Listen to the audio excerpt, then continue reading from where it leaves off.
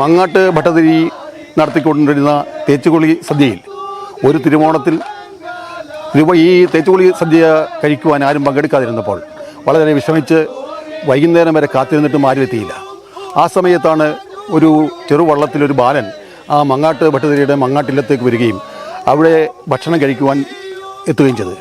അദ്ദേഹത്തെ ഭക്ഷണം നൽകി വേണ്ട ഉപചാരങ്ങൾ നൽകി തിരിച്ചയച്ച സമയത്ത് ഈ മങ്ങാട്ട് ഭട്ടതിരിയോട് ഈ ബാലൻ പറഞ്ഞു, ഇനി മുതൽ ഈ സദ്യ ഇവിടെ വേണ്ട, അങ്ങ് ആറന്മുളയിലേക്ക് കൊണ്ടുവന്നാൽ മതി എന്ന് പറഞ്ഞ് മടങ്ങിയെന്നാണ് ചരിത്രം.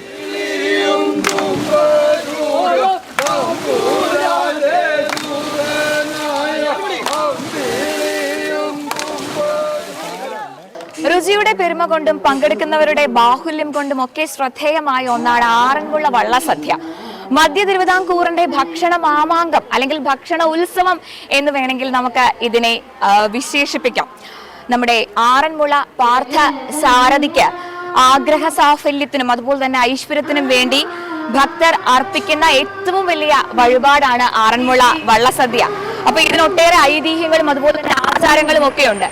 അപ്പൊ എന്നെക്കാളും കൂടുതൽ വിമൽജി ഇതിലെ നമ്മുടെ ആറന്മുള നാട്ടുകാരനാണ് അല്ലെ വിമൽജി? അപ്പൊ ഇതിന്റെ പിന്നിൽ ഒട്ടേറെ ഐതിഹ്യങ്ങളും ചടങ്ങുകളും ഒക്കെ നമുക്ക് പ്രേക്ഷകരോട് പറയാനുണ്ട് അല്ലേ?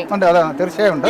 നമുക്ക് ആറന്മുള ക്ഷേത്രത്തിന്റെ ഒരു ഐതിഹ്യത്തെ പറ്റിയും അതേപോലെ നമ്മളുടെ പള്ളിയോടങ്ങളുടെ ഒരു ഐതിഹ്യത്തെ പറ്റിയും ഈ വള്ളസദ്യയുടെ ഒരു പഴമയെ പറ്റിയും അതിന്റെ രുചിക്കൂട്ടുകളെ പറ്റിയും ഉള്ള കാര്യങ്ങളൊക്കെ നമുക്കൊന്ന് പോയിട്ടൊന്ന് പരിശോധിച്ച് നോക്കാം എന്താണെന്നുള്ളത്. അതിലേക്ക് നമുക്കൊന്ന് കടക്കാം. അതെ, അപ്പോ 2 ദിവസമായിട്ടാണ് ഇതിന്റെ ഒരു ചടങ്ങൊക്കെ ഇങ്ങനെ നീണ്ടു നിൽക്കുന്നത്. അപ്പൊ നമുക്ക് എല്ലാം വിശദമായി തന്നെ പ്രേക്ഷകർക്ക് കാണിച്ചു കൊടുക്കാം.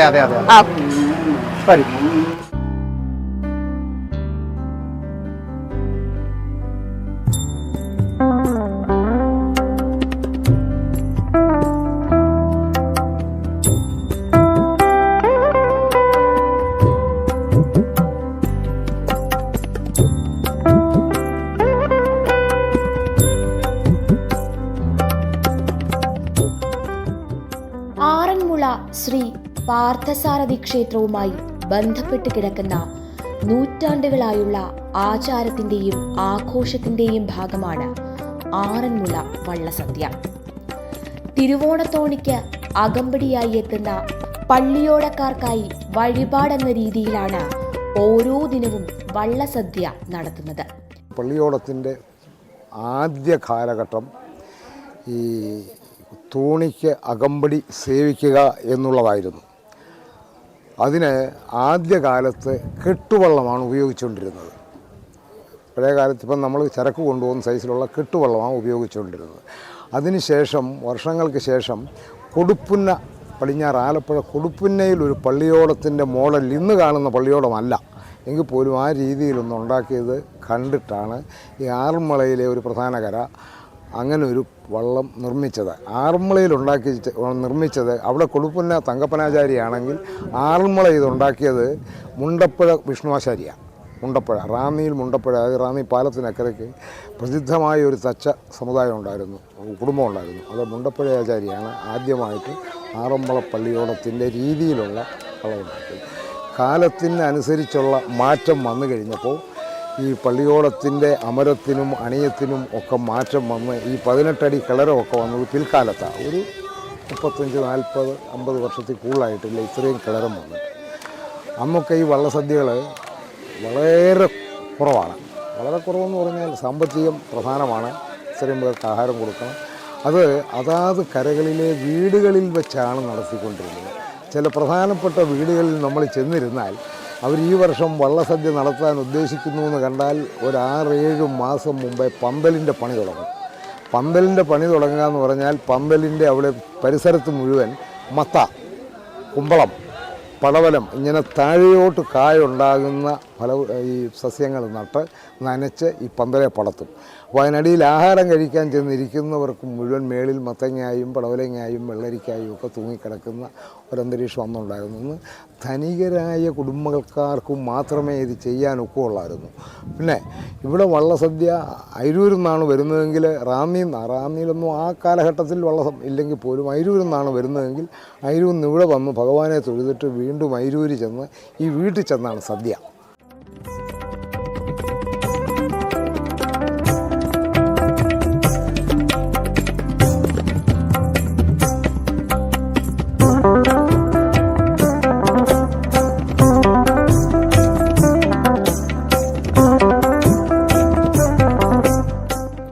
ദിവസമായിട്ടാണ് വള്ളസദ്യയുടെ അതെ, തയ്യാറെടുപ്പ്. 2 ദിവസമായിട്ടാണ് നാളത്തേക്കുള്ള വള്ളസദ്യയുടെ നമ്മൾ ഇന്നേ തുടങ്ങി. ഇന്ന് അച്ചാർ ഐറ്റംസ്, പച്ചരി, പുളിശ്ശേരി ഒക്കെ ഇന്ന് രാത്രിയിലേക്ക് റെഡിയാവും. അതെ, മൊത്തത്തിൽ പറയുമ്പോൾ 64 ഐറ്റംസ് വരും. എങ്കിലും നമ്മൾ ഇലയിൽ സാധാരണ ഇല വിളമ്പുന്നത് 40 ഐറ്റംസ് ആണ്. ബാക്കി 24 ഐറ്റംസ് പാടി ചോദിക്കുമ്പോൾ കൊടുക്കുന്നതാണ്. വള്ളക്കാർ പാടി ചോദിക്കുമ്പോൾ കൊടുക്കുന്നതാണ്. ഓക്കെ. അപ്പൊ നമുക്ക് എന്നാ ഏതൊക്കെ ഐറ്റംസ് ആണെന്നൊന്ന് പരിചയപ്പെട്ടാലോ? ഒന്ന് എല്ലാത്തിനെ പറ്റി ഏതൊക്കെയാണെന്നൊന്ന് പറയാം. ഇത് ഏത്തക്ക ഉപ്പേരി, ഇത് ശർക്കര പുരട്ടി, ഇത് എള്ളുണ്ട, ഉണ്ണിയപ്പം വട, അവലെ മലരെ ശർക്കര, ഇതെല്ലാം അത് ഉണ്ട ശർക്കര, അത് ചേന ഉപ്പേരി, ചേമ്പുപ്പേരി, ഇത് ഇഞ്ചി അച്ചാറ്, നെല്ലിക്ക, നാരങ്ങ, മാങ്ങ, വെളുത്തുള്ളി, അമ്പഴങ്ങ, ഇത് പാവയ്ക്ക വറ്റൽ, ഇങ്ങനെ അത് റോസ് കിച്ചടി, അത് പച്ചടി, പുളിശ്ശേരി. ഇത്രയും സാധനങ്ങൾ വൈകിട്ടത്തേക്കാകുന്ന വിഭവങ്ങളാണ്. ബാക്കിയൊക്കെ വെളുപ്പിനെയാകുന്നു. അവിയൽ, തോരന്, പിന്നെ സാമ്പാർ, പരിപ്പ്, പായസങ്ങൾ 4 ഐറ്റം, ഇങ്ങനെയുള്ള ഐറ്റംസ് എല്ലാം രാവിലെ ശരിയാകും. തോരൻ ഐറ്റംസൊക്കെ 4 തോരനാണ്. തോരൻ 4 തോരനുണ്ട്. ചീരത്തോരനുണ്ട്, മടന്തയുണ്ട്, കായുണ്ട്, തകരത്തോരനുണ്ട്. രാവിലെ നമ്മൾ വെളുപ്പിനെ ഒരു 3 മണിയോട് ആകുമ്പോൾ സ്റ്റാർട്ടിങ് തുടങ്ങും. തുടങ്ങിക്കഴിഞ്ഞാൽ ഒരു 10 മണിയാകുമ്പോഴത്തേക്ക് എല്ലാം കാലമാകും. വള്ളം വരുന്നതിന് മുമ്പ് തന്നെ ഇത് ക്ഷേത്രത്തിൽ എത്തിക്കണം. ക്ഷേത്രത്തിൽ എത്തിച്ചു കഴിഞ്ഞാലും ഭഗവാന്റെ ഉച്ചപൂജ കഴിഞ്ഞതിന് ശേഷമേ വിളമ്പത്തുള്ളൂ. നേദ്യം ഭഗവാൻ കഴിച്ചതിന് ശേഷമേ വള്ളപ്പരെ വിളമ്പത്തുള്ളൂ. അപ്പം വള്ളം വന്ന് സ്വീകരിച്ച് വള്ളം ക്ഷേത്രത്തിന് പ്രദക്ഷിണം വെച്ച് പാടിയതിന് ശേഷം നമ്മുടെ ഊട്ടുപുരയിലേക്ക് പ്രവേശിക്കും. പിന്നീടാണ് സദ്യ ആരംഭിക്കുന്നത്. എങ്ങനെയായാലും 11:45 ശേഷം, ഭഗവാന്റെ ഉച്ചപൂജയ്ക്ക് ശേഷമേ വിളമ്പത്തുള്ളൂ.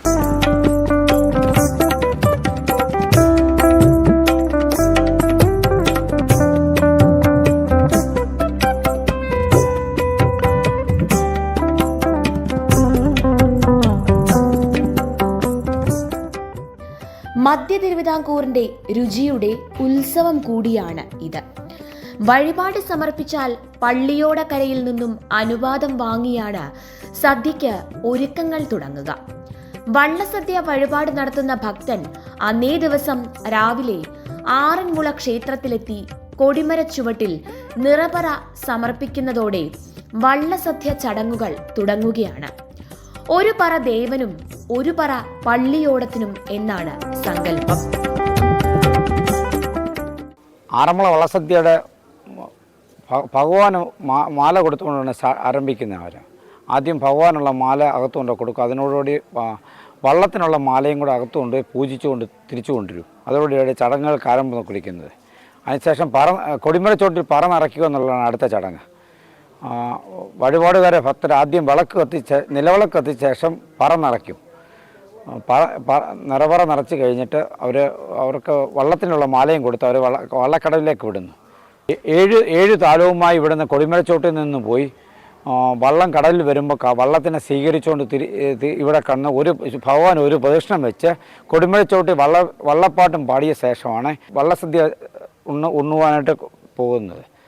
ആ വള്ളസദ്യ ഊണ് കഴിഞ്ഞ ശേഷം തിരികെ വന്നിട്ട് വീണ്ടും കൊടിമരച്ചോട്ടിൽ വന്നിട്ട് ഈ നിറച്ച പറ വീണ്ടും തളിച്ച ശേഷം തിരിച്ച് വരെ കൊണ്ടുവന്ന് കടവിൽ കൊണ്ടുവന്ന് യാത്രയാക്കുന്നതോടെ ചടങ്ങുകൾ അവസാനിക്കുന്നു.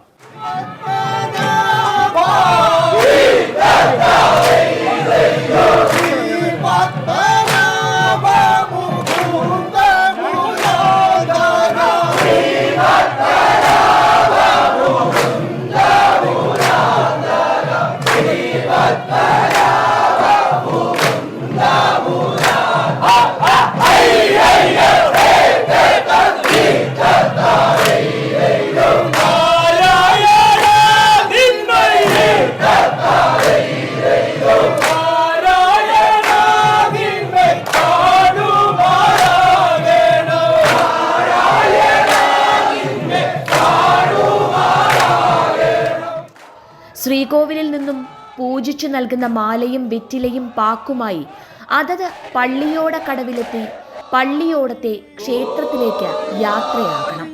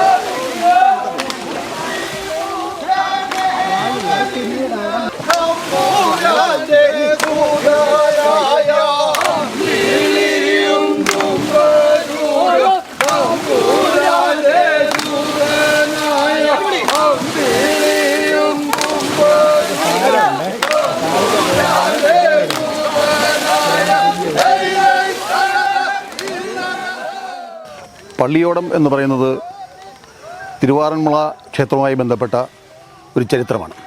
പള്ളിയോടം എന്ന് പറയുമ്പോൾ അതിനു പിന്നിൽ എന്നും നമ്മളുടെ മുന്നിൽ വരുന്നത് തിരുവോണത്തോണിയും അതുപോലെ തന്നെ തിരുവോണവും ഒക്കെയാണ്. മങ്ങാട്ട് ഭട്ടതിരി നടത്തിക്കൊണ്ടിരുന്ന തേച്ചുകുളി സദ്യയിൽ ഒരു തിരുവോണത്തിൽ ഈ തേച്ചുകുളി സദ്യ കഴിക്കുവാൻ ആരും പങ്കെടുക്കാതിരുന്നപ്പോൾ വളരെ വിഷമിച്ച് വൈകുന്നേരം വരെ കാത്തിരുന്നിട്ടും ആരും എത്തിയില്ല. ആ സമയത്താണ് ഒരു ചെറുവള്ളത്തിലൊരു ബാലൻ ആ മങ്ങാട്ട് ഭട്ടതിരിയുടെ മങ്ങാട്ടില്ലത്തേക്ക് വരികയും അവിടെ ഭക്ഷണം കഴിക്കുവാൻ എത്തുകയും ചെയ്തത്. അദ്ദേഹത്തെ ഭക്ഷണം നൽകി വേണ്ട ഉപചാരങ്ങൾ നൽകി തിരിച്ചയച്ച സമയത്ത് ഈ മങ്ങാട്ട് ഭട്ടതിരിയോട് ഈ ബാലൻ പറഞ്ഞു, ഇനി മുതൽ ഈ സദ്യ ഇവിടെ വേണ്ട, അങ്ങ് ആറന്മുളയിലേക്ക് കൊണ്ടുവന്നാൽ മതി എന്ന് പറഞ്ഞ് മടങ്ങിയെന്നാണ് ചരിത്രം. പിറ്റേ വർഷം മുതൽ കെട്ടുവള്ളത്തിൽ ഈ ഓണവിഭവങ്ങളുമായി തിരുവോണത്തിൻ്റെ തലേ ദിവസം മങ്ങാട്ട് ഭട്ടതിരി കാട്ടൂരിൽ നിന്നും ആറന്മുളയിലേക്ക് പോകുന്നതാണ് ആ ചരിത്രം. അങ്ങനെ ആറന്മുളയിലേക്ക് പോകുന്ന സമയത്ത് ഈ തിരുവോണത്തോണിയെ അയിരൂരിൻ്റെയും റാന്നിയുടെയും ഭരണകർത്താക്കളായിരുന്ന റാന്നി കർത്താക്കന്മാർ ആക്രമിച്ചു എന്നൊരു ചേർത്തുണ്ട്. കോവിലന്മാരായിരുന്നു അവരുടെ പ്രതിനിധികൾ. ആ കോവിലന്മാരുടെ ആക്രമണത്തിൽ നിന്നും സംരക്ഷണം കൊടുക്കുവാൻ വേണ്ടി അന്ന് ഈ കരയിലെ തന്നെ ഒരു പ്രതാപിയായിരുന്ന തൊട്ടാവളിൽ ആശാന്മാരുടെ നേതൃത്വത്തിൽ, അതുപോലെ തന്നെ പുല്ലുവഴി ആശാന്മാരുടെ നേതൃത്വത്തിൽ ഒരു സംഘമുണ്ടാവുകയും അവർ ഇതിന് സംരക്ഷണം കൊടുക്കുവാൻ തയ്യാറാകുകയും ചെയ്തു. ഈ സമയത്താണ് തോട്ടാവളിലെ ഒരമ്മയ്ക്ക് ഈ ഇന്ന് കാണുന്ന പള്ളിയോടത്തിൻ്റെ രൂപത്തിലുള്ള ആ രൂപം സ്വപ്നദർശനമായി ലഭിക്കുകയും ആ രൂപദർശനത്തെപ്പറ്റി അന്നത്തെ വലിയ തച്ചന്മാരായ മുണ്ടപ്പുഴ തച്ചന്മാരോട് ഈ രൂപം പറയുകയും അങ്ങനെ ഒറ്റമണിക്കാലിൽ ഒരു പ്രത്യേക രീതിയിൽ ഈ പള്ളിയോടം നിർമ്മിക്കുകയും ചെയ്തു. അതിനുശേഷം ഈ തിരുവോണത്തോണിക്ക് സംരക്ഷണം നൽകിക്കൊണ്ടിരുന്നത് ഈ പള്ളിയോടങ്ങളായിരുന്നു. അതോടുകൂടി പള്ളിയോടങ്ങൾ കരകളിലെല്ലാം വ്യാപകമായി. ആൾക്കാർ അവരുടെ ഇഷ്ടങ്ങൾ സാധിക്കുന്നതിന് വേണ്ടി, അവരുടെ ആഗ്രഹങ്ങൾ സാധിക്കുന്നതിന് വേണ്ടി ഈ പള്ളിയോടങ്ങൾക്ക് സദ്യ നേരുവാൻ തുടങ്ങി. അങ്ങനെ പള്ളിയോടങ്ങൾക്ക് വള്ളസദ്യ എന്ന് പറഞ്ഞ വലിയ ചടങ്ങുകളുണ്ടായി. ആദ്യമൊക്കെ വള്ളസദ്യ നടന്നിരുന്നത് കരകളിലായിരുന്നു. ആറന്മുള ക്ഷേത്രത്തിൽ പോയി ഭഗവാനെ പള്ളിയോടത്തിൽ കൊണ്ടുവന്ന് വീടുകളിലെത്തിച്ച് അവിടെ സദ്യ സ്വീകരിച്ച് തിരിച്ച് ഭഗവാനെ ആറന്മുളയിലേക്ക് തിരിച്ചു വീഴുന്നു എന്ന സങ്കല്പത്തിലായിരുന്നു വള്ളസദ്യ. കാലം മാറിയ സമയത്ത് ഈ വള്ളസദ്യയ്ക്ക് മാറ്റമുണ്ടായി. ആ വള്ളസദ്യയുടെ മാറ്റം എന്ന് പറയുന്നത് വള്ളസദ്യ ആറന്മുള ക്ഷേത്രത്തിലേക്ക് കേന്ദ്രീകരിച്ചു. ഇപ്പോൾ വള്ളസദ്യകൾ പൂർണ്ണമായി നടക്കുന്നത് ആറന്മുള ക്ഷേത്രത്തിലാണ്.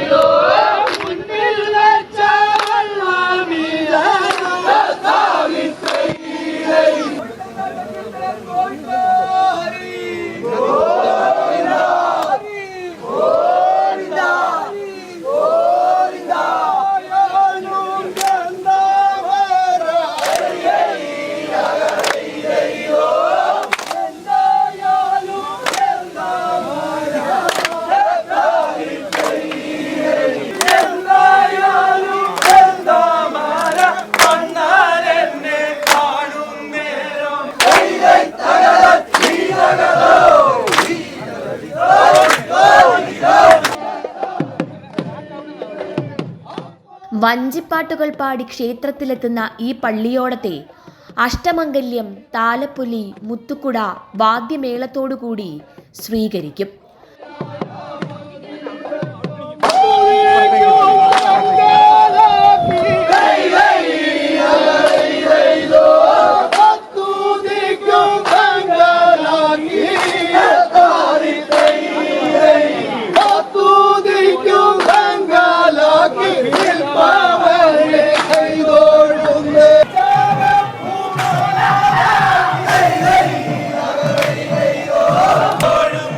വള്ളക്കാർ വഞ്ചിപ്പാട്ടോടെ കൊടിമരച്ചുവട്ടിൽ പറയിട്ട സ്ഥലത്ത് എത്തും. തുടർന്ന് മുത്തുക്കുടയും തുഴയും ദേവന് നടക്കൽ വയ്ക്കും. അതിനുശേഷമാണ് വള്ളക്കാർക്ക് ഊട്ടുപുരയിൽ വള്ളസദ്യ.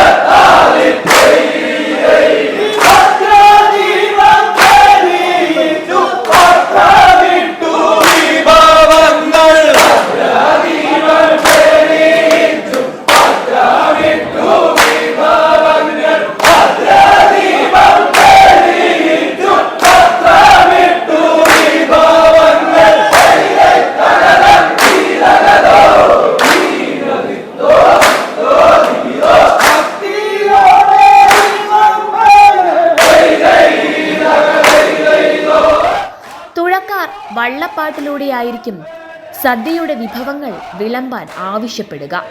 ചോദിക്കുന്ന വിഭവങ്ങളെല്ലാം ഇല്ല എന്ന് പറയാതെ വിളമ്പണം എന്നാണ് ചടങ്ങ്. വഴിപാടുകാരന്റെ കുടുംബക്കാരൊഴികെ എല്ലാവരും ഒരുമിച്ചാണ് ഉണ്ണാൻ ഇരിക്കുന്നത്. അതിനുശേഷമേ വീട്ടുകാർ ഊണ് കഴിക്കുകയുള്ളൂ.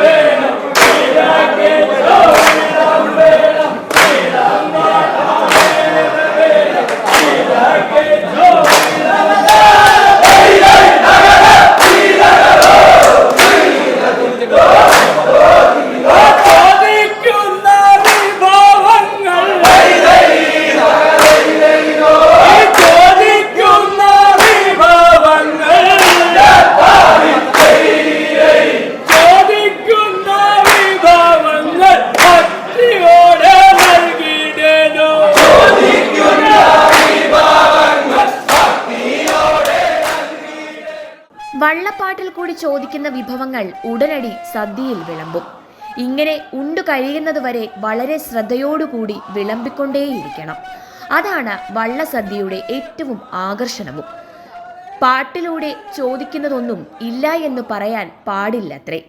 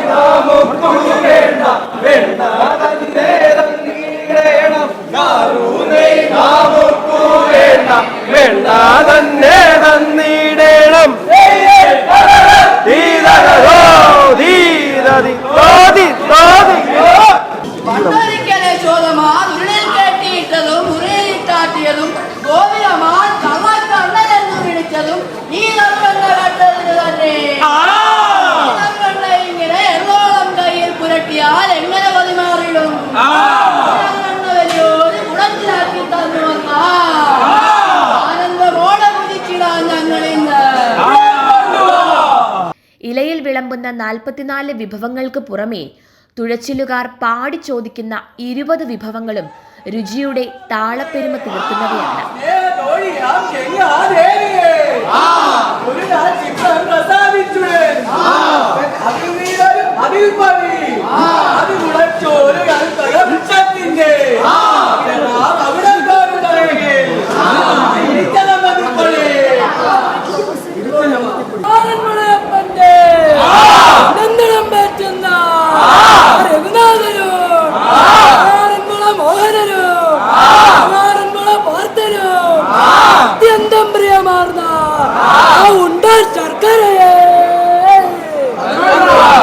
ആചാരങ്ങളിൽ അണുവിട വ്യത്യാസമില്ലാതെ നടത്തുന്ന വള്ളസദ്യ വഴിപാട് സ്വീകരിക്കാൻ ഓരോ പള്ളിയോടങ്ങളും എത്തും.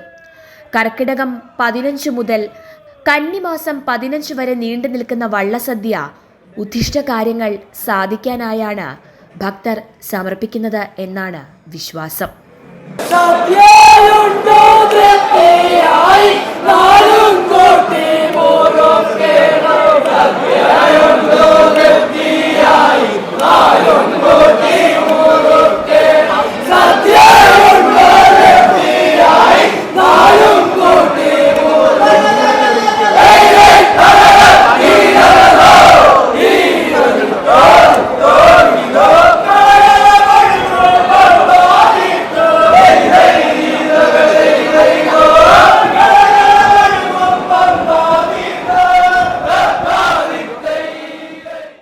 തിരുവാറന്മുള പാർത്ഥസാരഥി ക്ഷേത്രത്തിലെ